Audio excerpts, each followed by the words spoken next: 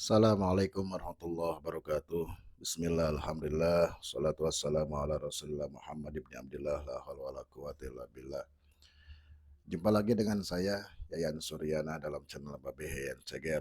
Ya, alhamdulillah pada kali ini kita masih panjang umur, sehat walafiat dan dengan insya Allah kita bisa bertemu di dunia maya ya dalam cara atau dalam rangka ta'limul muta'alim ya, belajar dan mengajar ilmu agama.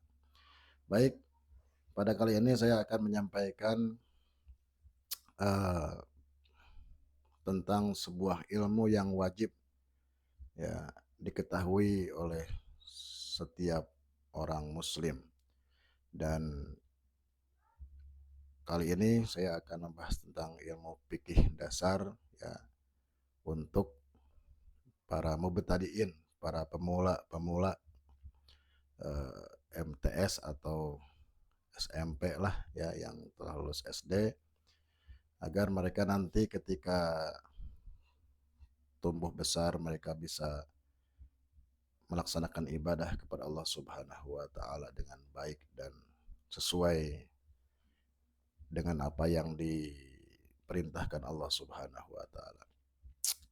Anak-anakku, jadi kita ini semua diciptakan oleh Allah Subhanahu wa taala tidaklah lain kecuali untuk beribadah kepada Allah Subhanahu wa taala. Wa ma khalaqtul jinna wal insa illa liya'budun. Tidaklah aku ciptakan jin dan manusia kecuali untuk beribadah kepada Allah Subhanahu wa taala. Dan ibadah itu nanti ada yang diterima, ada yang tidak diterima ya. Yang diterima tentunya adalah ibadah yang memakai ilmu. Ya, ibadah yang tidak disertai ilmu ya akan tertolak ya.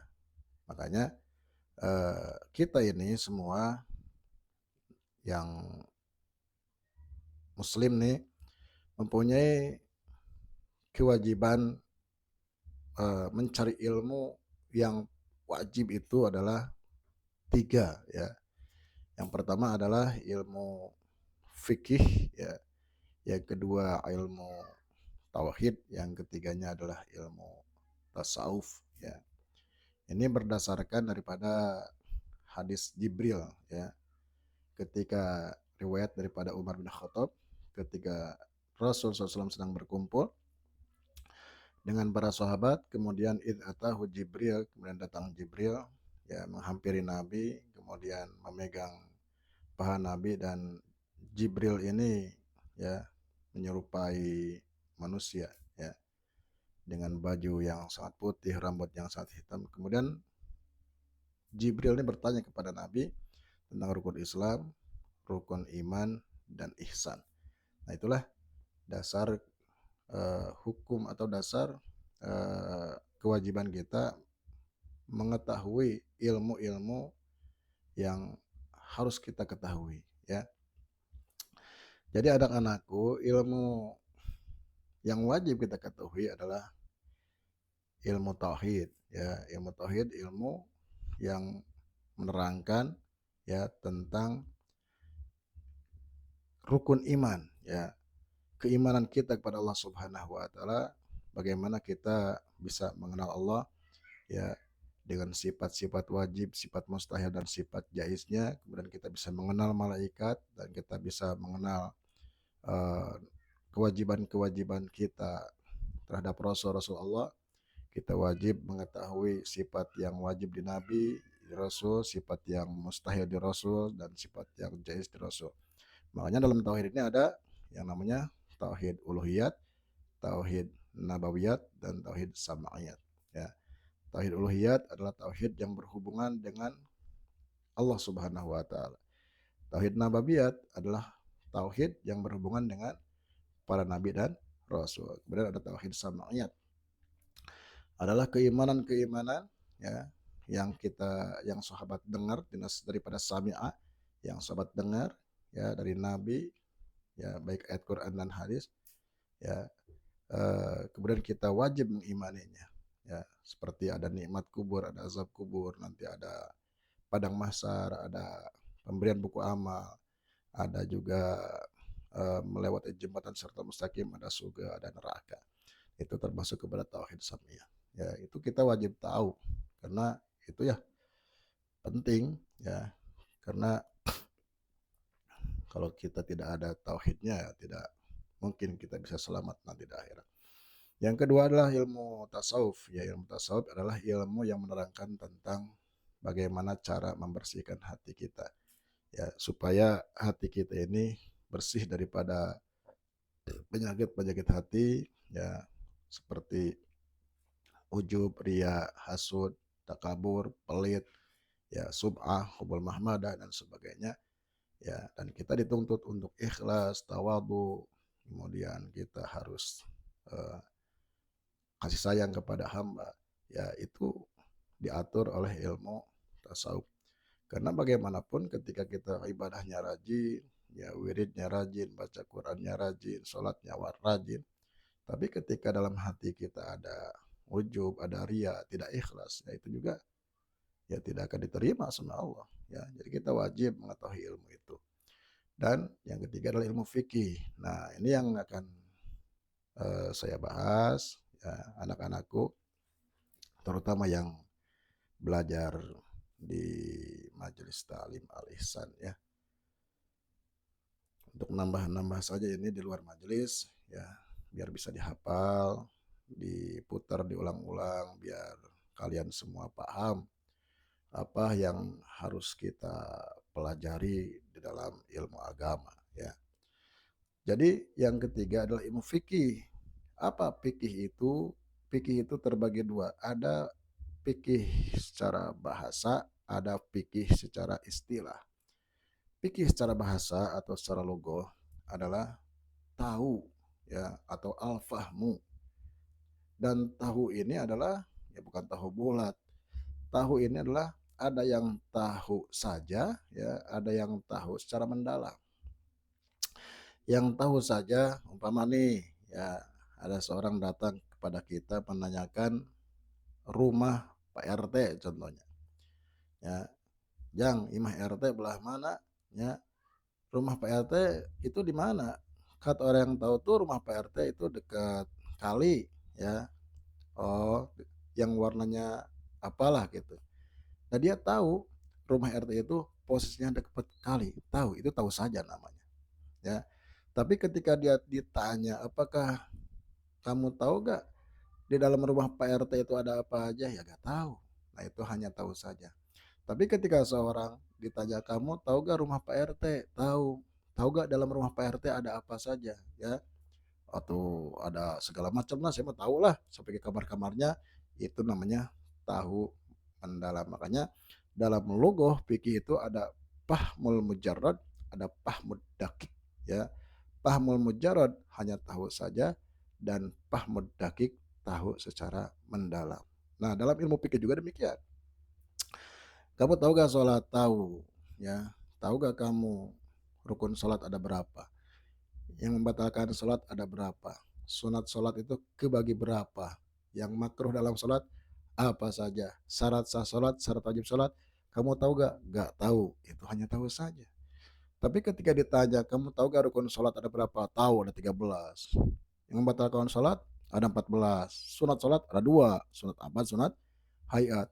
Yang makruhkan sholat tahu. Syarat wajib, syarat syarah, semua tahu. Itu hanya adalah tahu secara mendalam. Nah, kita dituntut ya untuk tahu secara mendalam biar kita itu ya sah dalam beribadah dan diterima oleh Allah Subhanahu wa taala.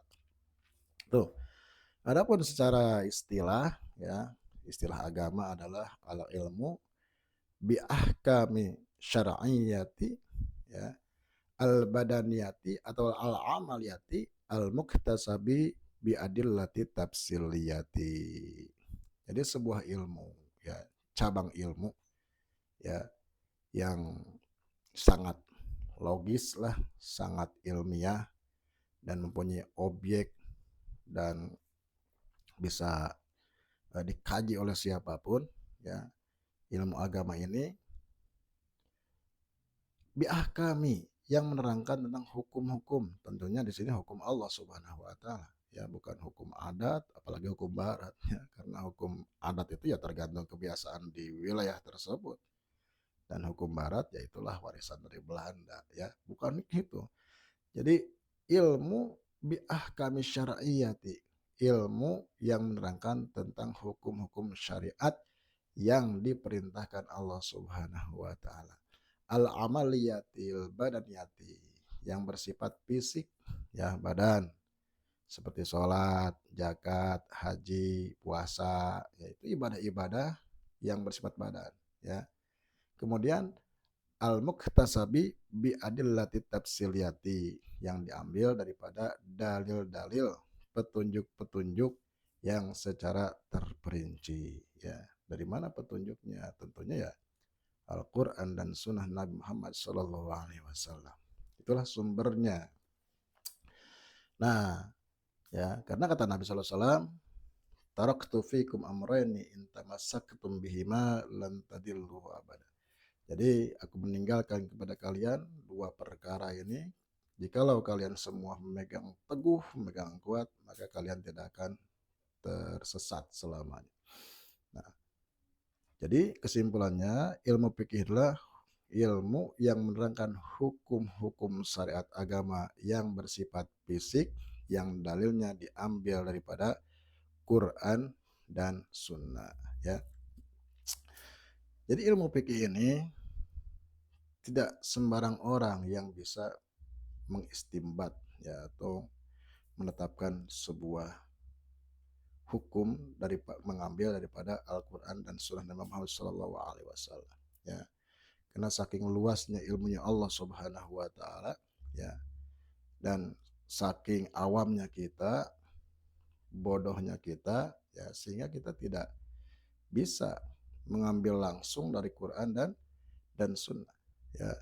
Itu harus mempunyai keahlian khusus untuk mengolah ya, dan menghasilkan hukum-hukum yang bersumber dari Quran dan Sunnah. Jadi ibaratnya seperti uh, ada di kita tuh perakiraan cuaca ya.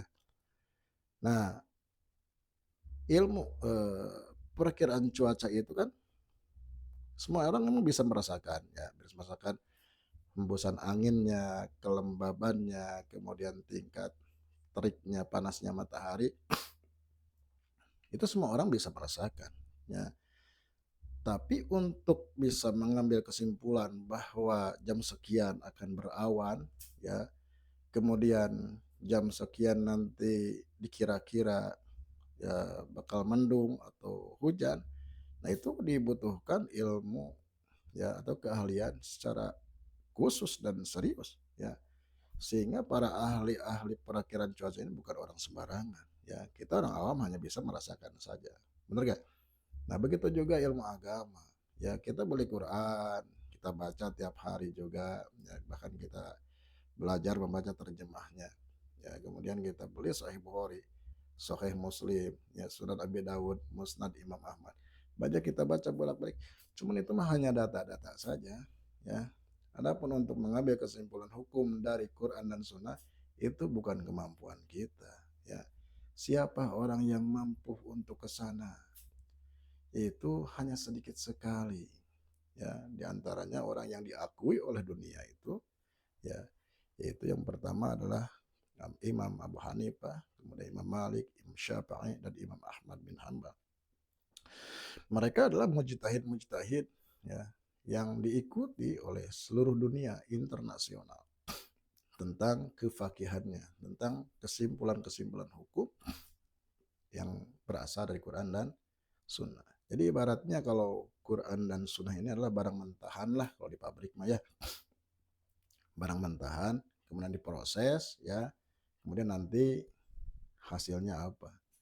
Begitu juga fikih ya, fikih juga barang mentahannya Al-Quran, prosesnya yang mengolahnya adalah ahlinya tentunya para mujtahid, karena mereka sangat menguasai ya ulumul Quran, dari mulai mereka hafal 30 juz ya, kemudian mereka tahu bahasanya sastra bahasa Arabnya, mereka pun juga tahu asbabun nuzulnya, ya, sebab-sebab turun ayat ini, ya, antara teks dan konteksnya mereka itu tahu sekali, karena dalam Quran ini terkadang didapati adalah proses penyempurnaan hukum, ya, seperti ayat lain menerangkan bahwa kita tidak boleh mendekati sholat, ya, jikalau kita sedang mabuk. Itu belum ada pengharaman tentang khomer, baru hanya ada larangan jangan mendekati, gitu, jangan sholat ketika Anda sedang mabuk. Tapi di ayat lain, ya, langsung diponis bahwa khomer ini adalah haram. Nah, ini yang bisa mengambil kesimpulan bahwa khomer itu haram, ya, maka ini diambil daripada semua kesimpulan, ya, dikumpulkan dulu ayatnya, baru diambil kesimpulan, ya, itu hanya orang-orang yang mujtahid yang menguasai ilmu ulumul Quran, ya, karena dalam Quran nanti ada yang namanya kalimat khos dan am, ya, ada kalimat yang khusus, ada kalimat yang umum, ada kalimat yang mutlak bebas, ada yang muqayyad, ada yang terikat, ya, kemudian ada metode nasikh mansuh. Nah, itulah, ya, eh, pekerjaan mujtahid itu bukan pekerjaan orang awam. Kita mah jangankan ke sana, ya, baca Quran juga masih balelolo kene, ya, geus hayang kos mujtahid, atau jauh ke mana-mana lah. Jangan sembarangan kita mengambil kesimpulan hukum dari Quran kecuali kita mengikuti para mujtahid. Makanya kita ini pangkatnya adalah muqallid, ya, orang yang ikut fatwa mujtahid tanpa harus mengetahui dalilnya, karena kelemahan kita, kebodohan kita akan proses istimbat hukum yang diambil daripada Al-Quran dan Sunnah. Cukup aja kita mah tahulah bahwa fardu wudu aya genep, ya, ngabatalkeun wudu aya 4, itu, ya, rukun salat aya 13, yang membatalkan sholat ada 14. Itu hasil-hasil kesimpulan daripada eh, apa pekerjaan mujtahid yang diberikan kepada kita. Jadi ibaratnya kalau masakan mah mereka itu chef ahli lah, ya, yang mereka tahu bahan-bahannya, tahu cara ngolahnya. Kita mah enak, ya, tinggal ngahuapkeun, ya, tinggal makan aja, ada di meja, ada di piring, kita mah enak, ya, orang awam mah tinggal ikut mujtahid udah beres, gak usah capek, ya, gitu. Jadi jangan sok jadi mujtahid, ya, karena kita belum menguasai ilmunya. Begitu juga dalam hadis sama, ya, hadis juga kita tidak biasa langsung beli Sahih Bukhari ini, ya, kita baca-baca, karena dalam hadis juga sama, ya, konteksnya itu ada sesuai dengan geografisnya, ya, ada macam-macam lah, ya, kita harus mengetahui bahasanya juga, sastranya juga, asbabul wurudnya, nasih mansunya, segala macam, ya. Sehingga ya Al-Quran dan Sunnah ini adalah sumber hukum.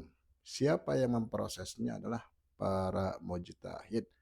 Nanti di situ ada dari hasil proses Quran dan Sunnah itu ada yang disepakati oleh semua, ya, baik namanya ijma, baik ijma kauli atau ijma fa'li, ya, sepakat dalam perbuatan, sepakat dalam ucapan, atau kesepakatan dalam takriri, ya, itu eh, ada juga seandainya ada apa masalah-masalah di zaman sekarang, ya, yang tidak ada zaman Nabi Muhammad SAW, ya, tentunya, ya, barang sekarang itu masalah sekarang harus dihukumi juga. Nah, itu juga ada metodenya, ya, yang namanya kias, ya. Mana ada dalil dari Quran dan Sunnah tentang kenajisan babi. Babi itu gak ada dalil Quran dan Sunnah bahwa babi itu najis, gak ada, ya. Dari mana babi itu najis? Yang diharam gitu makannya. Nah, dikiaskan oleh ulama kenajisan babi, ya, terhadap kenajisan anjing. Itulah hasil kias. Seperti zakat kita pakai beras, ya, Nabi pakai kurma, itu kan kias. Kemudian contoh dalam Jumatan, kias itu ada, ya. Seperti ketika hari Jumat kita sedang perjalanan, ya, maka kita hari Jumat itu dikiaskan, Salat Jumat itu dikiaskan dengan salat zuhur. Seandainya tidak bisa dikiaskan salat Jumat dan salat zuhur, maka kita tidak bisa mengqadha Jumatan dengan salat zuhur atau gimana ya. Ngqadha Jumatan mah kudu ngumpulkeun jamaah heula. Nah, itulah ya proses-proses mujtahid menetapkan sebuah hukum ya. Jadi anak-anakku ya, ada sumber hukum, ada proses ya istimbat hukum, dan ada hasil daripada hukum namanya fikih ya. Kalau prosesnya namanya adalah usul fikih, metodenya adalah usul fikih, adalah metode kaidah-kaidah yang disepakati ya oleh semua ulama untuk bagaimana menetapkan sebuah hukum. Dan usul fikih ini adalah ilmu yang diambil dari Quran dan Sunnah juga ya. Begitu ya. Jadi kesimpulannya kita punya kewajiban anak-anakku ya untuk beribadah kepada Allah Subhanahu wa taala, dan ibadahnya kita diwajibkan harus pakai ilmu, dan di antara ilmu yang wajib itu ada 3 ya, tauhid, tasawuf, dan fikih. Dan ilmu fikih adalah ilmu yang menerangkan tentang hukum-hukum ya agama yang bersifat badaniyah ya, yang mana dalilnya diambil dari Quran dan Sunnah secara terperinci. Mudah-mudahan ya kalian semua nanti tumbuh besar ya, sukses, panjang umur, sehat, bisa beribadah dengan ikhlas dan benar, diterima oleh Allah Subhanahu wa taala. Puncaknya nanti kita akan bukan hanya selamat di dunia, tapi akan selamat di akhirat ya. Mudah-mudahan ada manfaatnya. Wallahul muwaffiq ila aqwamit thoriq. Assalamualaikum warahmatullahi wabarakatuh.